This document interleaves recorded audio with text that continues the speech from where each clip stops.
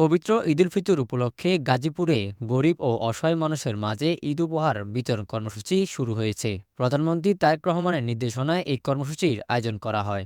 মঙ্গলবার গাজীপুর সিটি কর্পোরেশনের প্রশাসক ও মহানগর বিএনপি সভাপতি শওকত হোসেন সরকার তার নিজ বাসভবনে এই কার্যক্রমের শুভ উদ্বোধন করেন।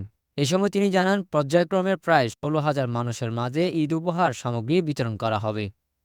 তিনি আরও বলেন, ঈদের আগের দিন ৩০টি বড় গরু জবাই করা হবে। এসব গরুর মাংস শুধুমাত্র নিম্ন আয়ের মানুষের জন্য স্বল্প মূল্যে প্রতি কেজি ৫০০ টাকায় বিক্রির ব্যবস্থা করা হয়েছে। প্রশাসক জানান, পুরো কার্যক্রমটি গাজীপুর সিটি কর্পোরেশনের তত্ত্বাবধানে পরিচালিত হবে। সংশ্লিষ্টদের মতে, এই উদ্যোগে নগরীর হাজারো অসহায় মানুষ উপকৃত হবে।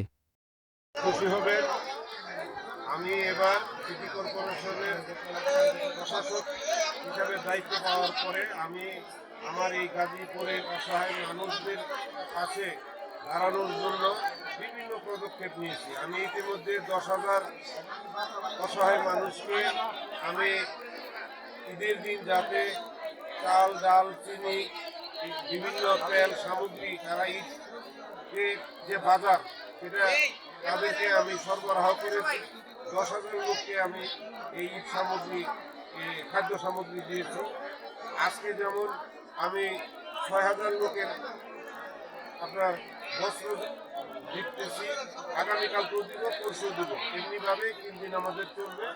তো ঈদের আগের দিন আমার ৮টি জোন আছে, প্রতিটি জোনে আপনার ৩টি এবং ৪টি করে গরু জবাই হবে। মোট ৩০টি গরু আমি সিটি কর্পোরেশনের পক্ষ থেকে ক্রয় করেছি, যার ক্রয় মূল্য হলো শুধু অসহায় দুস্থ মানুষরাই ওই মাংস পাবে।